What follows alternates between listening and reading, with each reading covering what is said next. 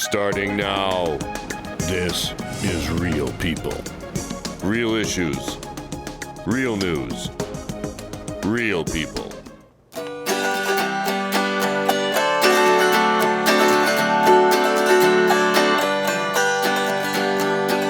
When we've got a problem, you know what we do. We can work it out, yes, we can work it through. When we see some sadness, you know what we give, a smile and a hug, so that we all can live like we're peacemakers, peacemakers, we can do our part. Peacemaking's coming from the heart. We're peacemakers, peacemakers, we can do our part. Peacemaking's coming from the heart.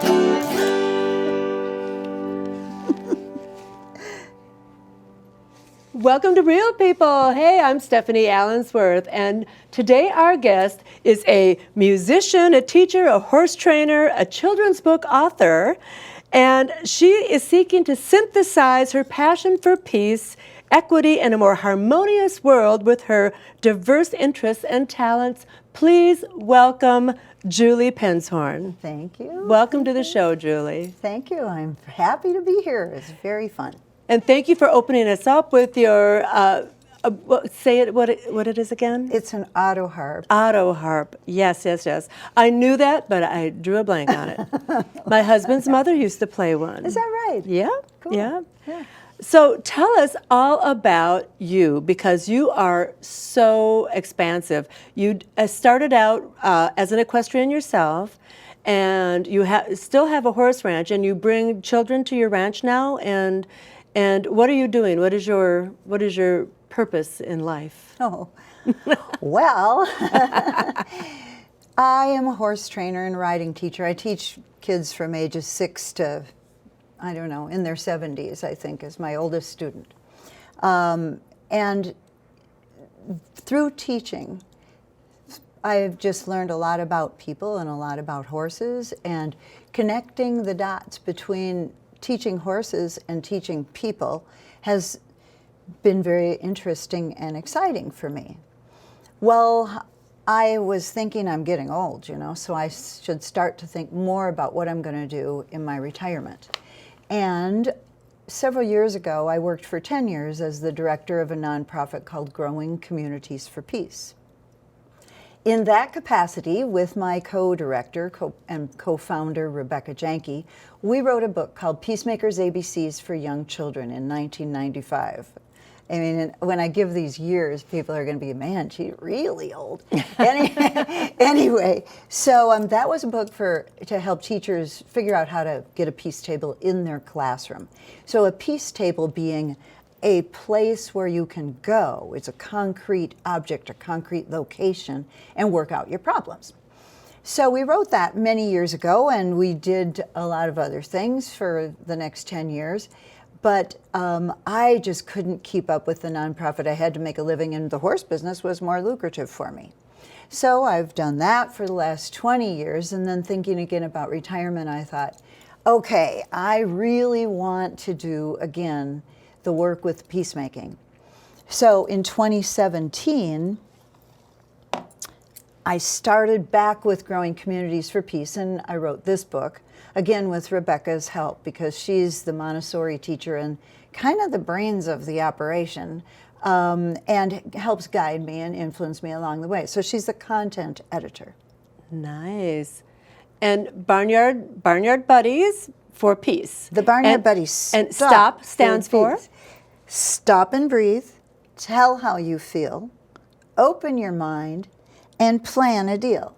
And if people go to my website, which is smarttoolsforlife.com, they can see blogs, and they can even purchase T-shirts with this on them.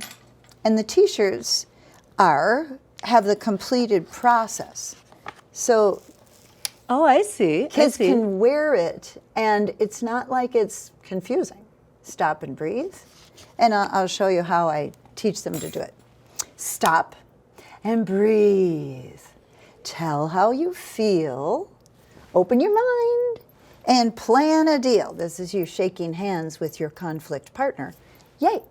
Because people believe that conflict is this really bad thing. And right now we're so polarized and everybody feels like they're just enemies against each other.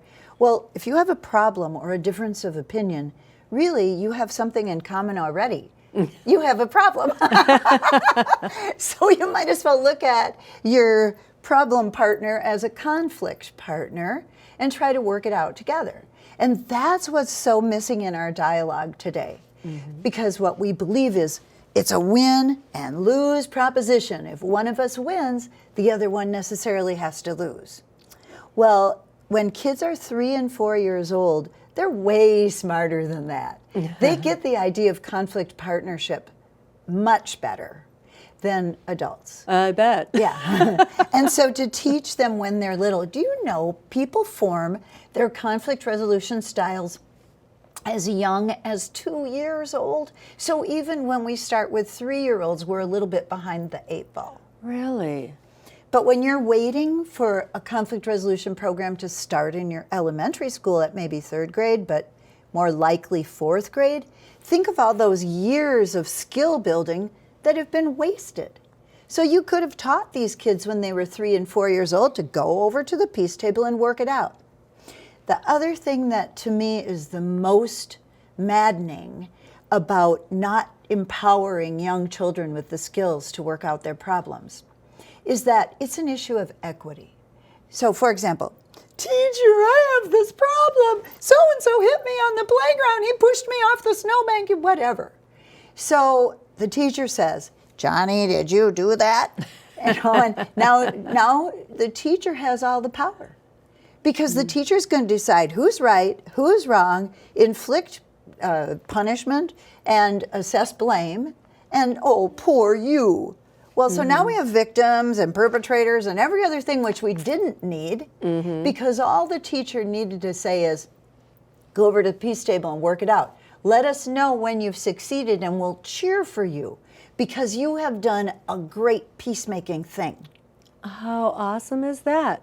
In my 2nd grade, of course that's 7 years old already, my teacher had a table set aside. She called it Monkey Island. So if you were bad, that's where you went. Oh. Kind of the opposite of a peace table. It was a punishment place. But I find it so interesting that the kids will come together and actually, without any assistance from the adults, work it out themselves. Yeah. And on our website, we also have, you can purchase posters so you could post it next to the peace table, but so that the kids can be reminded of the steps. But what we have is a peace thinking chair for, that's more like your Monkey Island. So that we have a little wrap for the kids. And this finger's broken and this one blah, blah, blah. So, but it goes something like, I'm going over to the peace thinking chair, gonna activate what's under my hair. I'm gonna think about ways to share. I'm gonna think about ways to care. Peace wrap. Peace wrap. So that's what the teacher would say. Well, maybe you need a little time in the peace thinking chair right now, and then once you've had some time to breathe and simmer down and get back to peace, then you'll be more ready to work it out with your conflict partner, and the two of you can go to the peace table. How do you facilitate this in the schools now? Are you going to the schools, or do the schools come to you? Well, ideally, people will buy the book, which is self-contained, and what's really cool about this book is it has a mentor program right in it. So in the back of the book, there is the Parent and Teacher Educator Guide and a complete mentor program so that teachers don't have to even do it. They can say the honors kids or the students with some sort of need to do volunteer work, whoever it might be, because a lot of programs they need to do that, can go into the lower grades, read the story, teach the kids how to do it, and then it's really cool because the older kids are like, oh, I wish I would have learned that when I was in preschool. And so, of course, it's older kids, they're way too cool for the Barnyard Buddies because that is a younger age group that likes barnyard animals. but older kids really get into it when they teach it. So you're having the older kids actually do some of the teaching as well? Exactly. And they come in and volunteer? Yeah. Wonderful. Tell us some about your other books here, because you All have right. 2 more. Well, so we started with this book in 2017, and then in 2018 came this book, I Can See Peace. Now, this book came about because, well, I felt like these 2 books were the fundamental building blocks, and I wanted to start with them. So first, you have to be able to solve your problems a little bit, or you're just going to be spinning your wheels your whole life and having a lot of difficulty. But no matter how good you are at solving your problems, sometimes problems come up, or you're in a living situation with your family, or your parents get divorced, or your best friend moves, or there's a bully down the block that you just haven't figured out how to cope with, or any of those things. Perhaps you have a bad illness, maybe you have a disability. All those things are actually featured in here in the pictures. Oops, I forgot I have my masks. And those are masks. I'm telling you, I got all sorts of stuff. But for I'm going to put one on. Oh, you're gonna Are these your Barnyard Buddies? Yes, that's Blue. I'm Blue the dog. Yeah, Blue doesn't come in until the last book, but you'll see him. So, for example, on this page, you can see this young girl here has a wheelchair, but she's still finding peace all around her.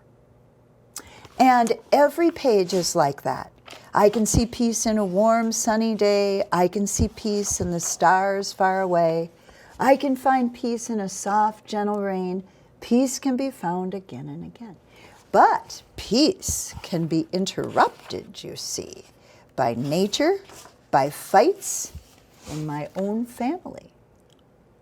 And I have the power and the wisdom to seek the tools. That's on the next page. The tools to solve things peacefully. And so it even goes into, I calm myself when I breathe in and out. Sometimes I can see peace all about. I love it. I can see peace in my own smile or grin, and then I see peace begins from within. Isn't that the truth? Exactly. And with love in my heart and peace on my mind, I can find peace almost any time. I may struggle to find peace right now, but if I keep seeking, I'll find it somehow. And so this is like trauma recovery 101. Right. And somebody, one of the reviewers said, that's a self-help, how did she put it? A first self-help book for children. And you've won some nice awards on all of these? That one particularly. It Yeah. was the Indie Human Relations Peace Book of the Year. So over all books, they chose that book. I thought that was pretty cool. How wonderful. Did you get a nice award to put on the mantle? Yeah, that's about it. You know, a nice flag. It is something, and you get the title, and Yeah. you get to put that in your bio and share that with others, and it makes more interest for the book. So now you have a third one, which is coming out soon. It's not released yet, but you have your So book with this us? book is available in Kindle, or you can get it on our website right now. So that's again smarttools4life.com.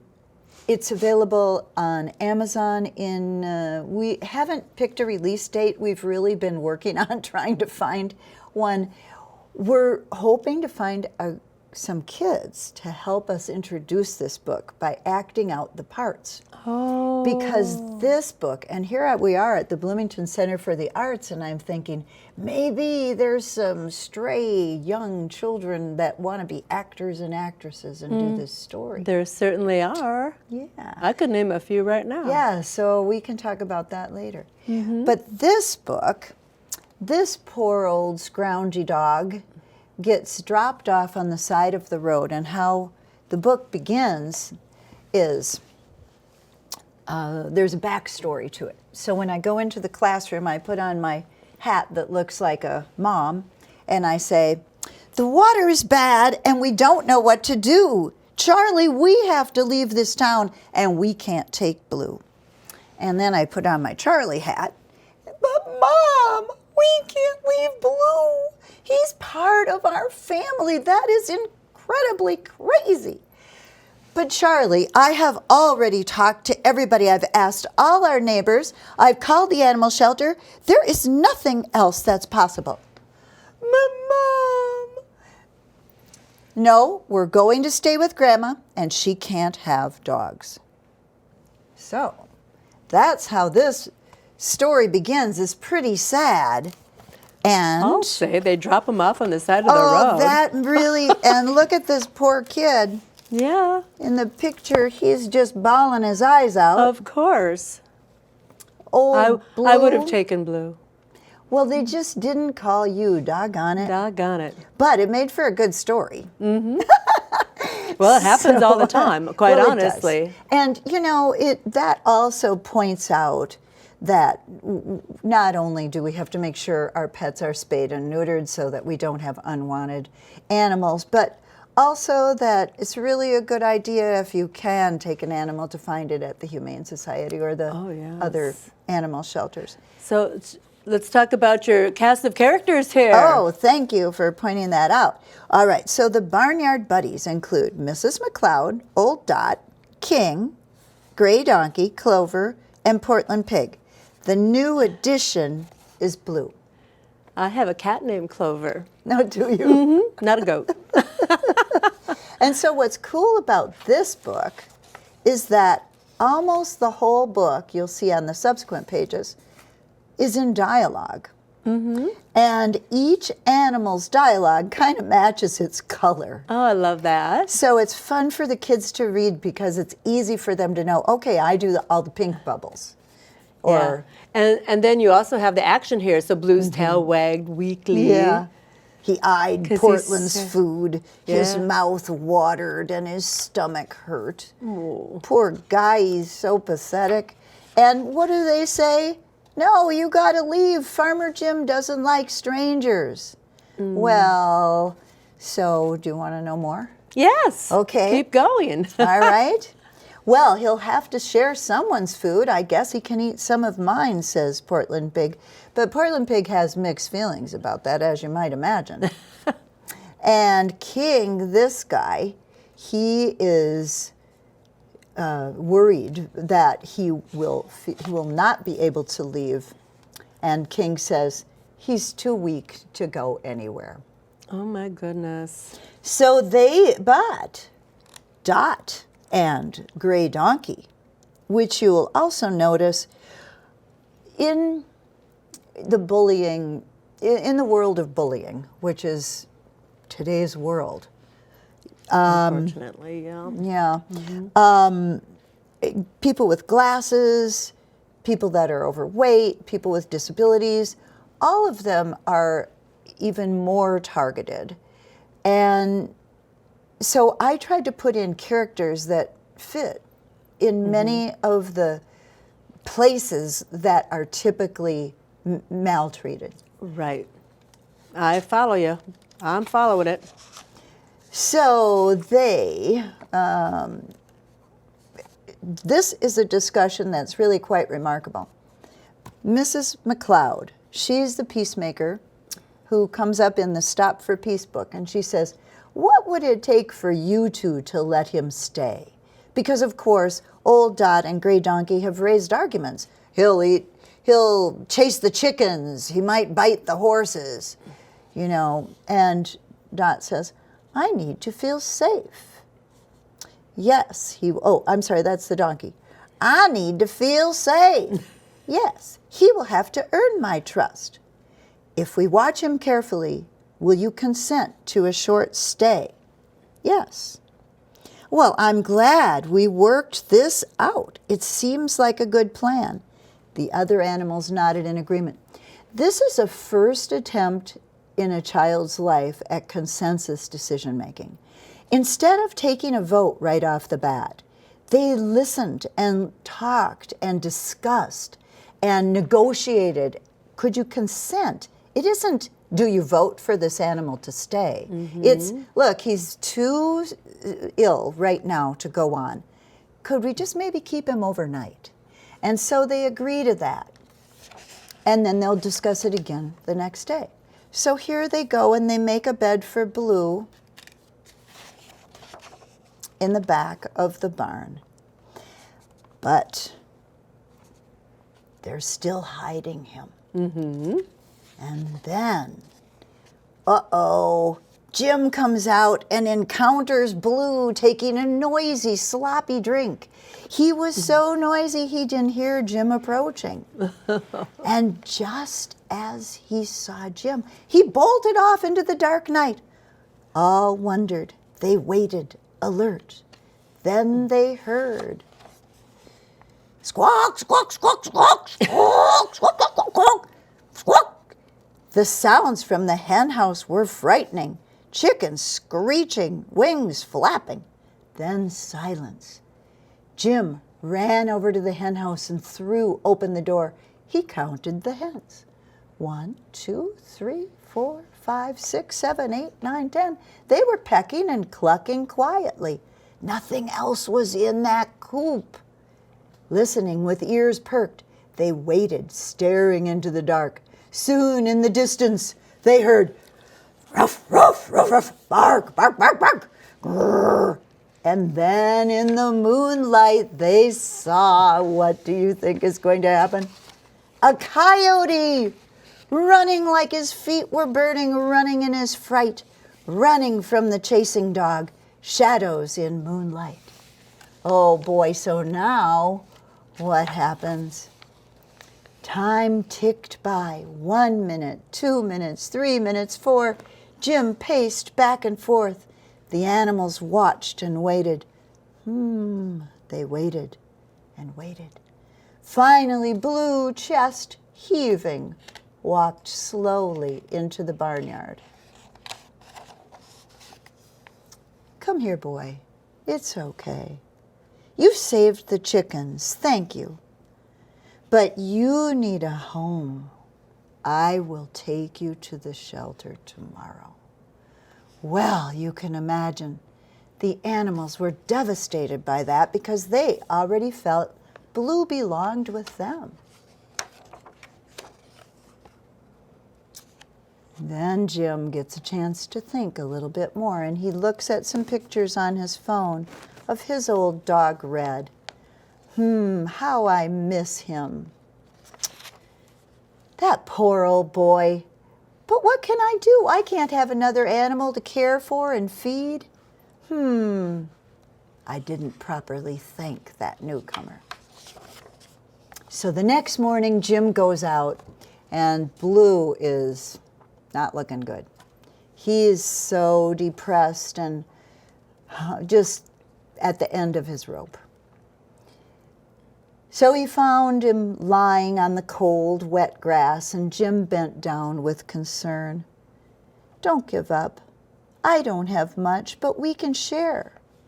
I thought my heart had walls around it, but now it's opened up to you. You can have a home forever, and I think I'll name you Blue. Oh. They walked up to the house together. And that's the end of that story, but more will be coming. And again, it has a parent and teacher guide with lots of help for people who want to do more with consensus and consent learning for their classroom or home. Well, I think that's just beautiful, and the illustrations are just beautiful too. And the way you read it, it's definitely. I bet the kids are just like, you know. I also put some songs in it because, and I'll play one at the end. There's a song that the kids really like because they get to sing along. In everything that I do, I try to provide opportunities for the kids to move as much as possible, to sing, to clap, to whatever, because kids don't like sitting still. Right. You know, like, do you? They're not meant to sit still. Kids aren't meant to sit still. They're supposed to play and have imaginations and not be all riddled up and sitting, Yeah, with no imagination. I Yeah. think that's what it does. So how are you going to get more teachers involved and more schools involved? I know you're up in Chisago. Are you primarily working with the Twin Cities, or are you getting outside into the 5-state area? Tell me. Well, this is a, how much time have we got? 3 minutes. 3 minutes. We did a pilot project with the Barnyard Buddies Stop for Peace up in Chisago. The FFA, which used to be the Future Farmers of America, that group has to do volunteer work. And so those kids went in to the kindergarten, first grade, and second grade in the whole district and read the story and left a copy of the book and left the poster. And the kids, of course, they love it when the older kids come in. So then, and what else is neat about that is that when those little kids run into the older kids, they know, oh, you're the one that came in and read the book about peace. And so if that older kid is misbehaving, thinking about smoking behind the bus or whatever he might be contemplating, he's like, oh, I'm supposed to be a role model, I better behave. And so it's amazing how it spreads. It spreads, yeah. And when you were talking about creativity, it reminded me that nowadays children have so many issues. When I grew up, the amount of divorced parents of kids that I grew up with was like, I don't know, 1 in 1,000 kids. Just didn't happen. Right. And now, what is it, 20%? A large percentage of children in our young classrooms, like through 3rd grade, a large proportion of them have divorce in their life. Well, that is the first and kind of the most common adverse childhood experience, ACE, that is talked about. And then is there sexual abuse? Is there physical abuse? Are the parents fighting and yelling and all the time? All these things add up to more and more ACEs, and there's been a lot of study on that. And what has been concluded is that when children have these issues, they can't learn. So you are this great teacher, and you're pouring all this wonderful information in onto an umbrella. It can't go in because the kids can't learn. So, sorry. Well, no, I just want to say I'm really excited to see more from you, and I'm going to have you pick up your harp, auto harp, and I'm going to have you play some music some more while I take us out. So, again, Julie, how fantastic are you? You're just beaming with pride and beauty. So thank you so much for what you're doing. Thank you. Yeah, let's play something. All right. Play something.